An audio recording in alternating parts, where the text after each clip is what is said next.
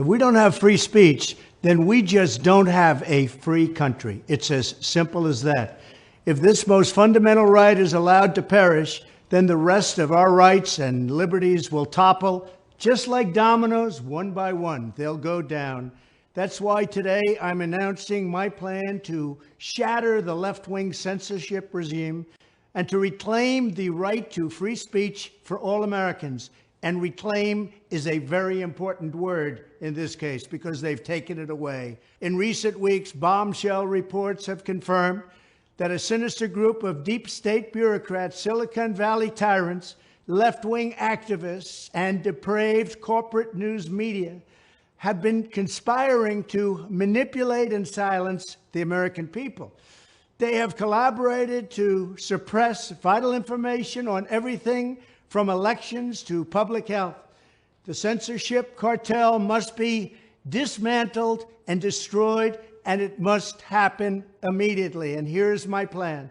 First, within hours of my inauguration, I will sign an executive order banning any federal department or agency from colluding with any organization, business, or person to censor, limit, categorize, or impede the lawful speech of American citizens.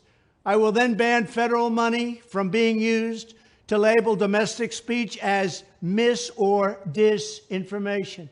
And I will begin the process of identifying and firing every federal bureaucrat who has engaged in domestic censorship, directly or indirectly, whether they are the Department of Homeland Security, the Department of Health, Human Services, the FBI, the DOJ, no matter who they are. Second, I will order the Department of Justice to investigate all parties involved in the new online censorship regime, which is absolutely destructive and terrible, and to aggressively prosecute any and all crimes identified.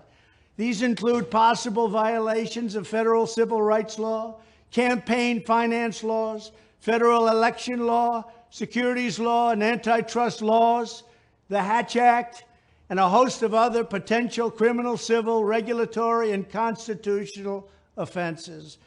To assist in these efforts, I am urging House Republicans to immediately send preservation letters, and we have to do this right now, to the Biden administration, the Biden campaign, and every Silicon Valley tech giant, ordering them not to destroy evidence of censorship.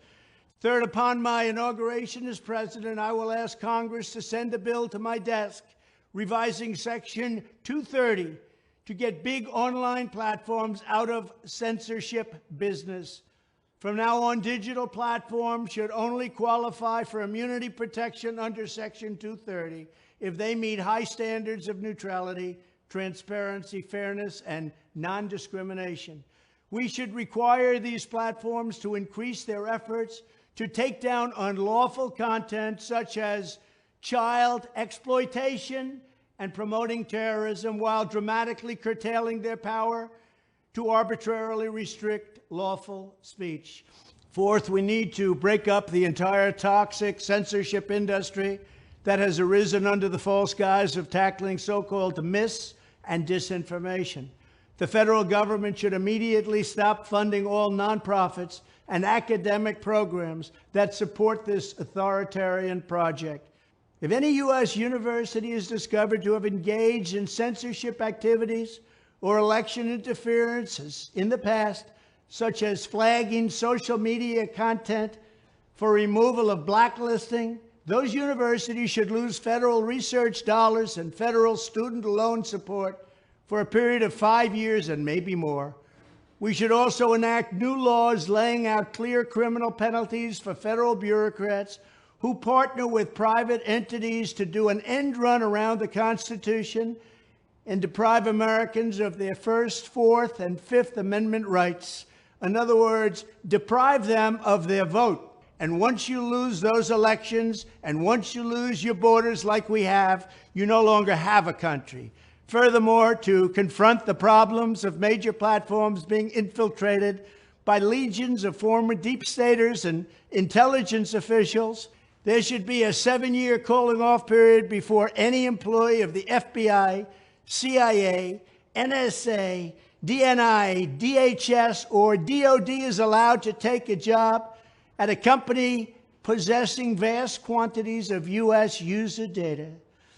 Fifth, the time has finally come for Congress to pass a digital Bill of Rights.